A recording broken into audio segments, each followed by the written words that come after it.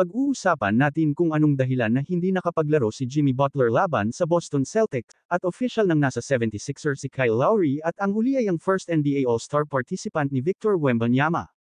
Si Miami Heat forward Jimmy Butler pinagbigyan ng leave of absence pagkatapos namatayan ng miyembro sa kanilang pamilya. Si Jimmy Butler ay walang katiyakan matapos mabigyan ng pahintulot na makaligtaan ang pagkatalo noong linggo laban sa Boston Celtics. Hindi nakapaglaro si star forward Jimmy Butler sa score na 110-106 pagkatalo ng Miami sa Boston Celtics noong linggo dahil sa mga personal na dahilan. Binigyan ng club si Butler ng leave of absence matapos ang pagkamatay ng isang miyembro ng pamilya. Hindi pa natukoy kung gaano katagal mawawala si Butler sa koponan, na may mga laro sa Milwaukee at Philadelphia ngayong linggo bago ang All-Star break.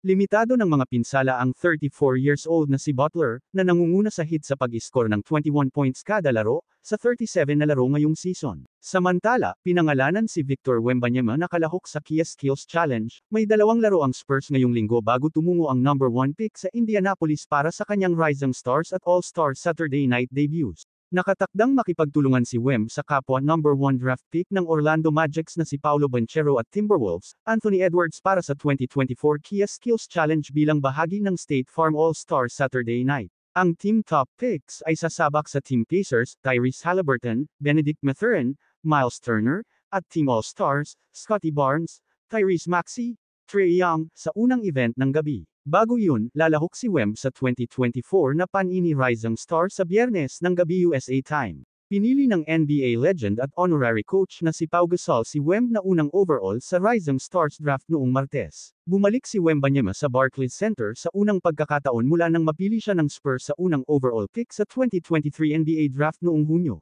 Umiskor siya ng 21 points at humakot ng 4 na rebounds matapos maaga noong Huwebes ang lamang sa Orlando Magic. Ang Spurs ay may 3 laro sa kanilang siyam na larong rodeo road trip. May mga stop games sila sa Toronto at Dallas ngayong linggo bago dumating ang All-Star break sa susunod na weekend. Pag-usapan din natin ang balita na si Kyle Lowry na pumirma sa Philadelphia 76ers pagkatapos ng buyout at isang naitabo sa Philadelphia. Si Lowry ay nakatakdang bumalik sa kanyang bayan kasunod ng kanyang buyout ng kontrata sa Charlotte Hornets. Ang dating All-Star na si Kyle Lowry ay babalik sa kanyang bayan, sumasang-ayon na pumirma sa Philadelphia bilang isang free agent kasunod ng kanyang buyout ng kontrata sa Charlotte. Ayon sa ESPN's Adrian Wojnarowski, ang 76ers ay minarkahan ang ikalimang koponan ni Lowry sa 17 NBA season.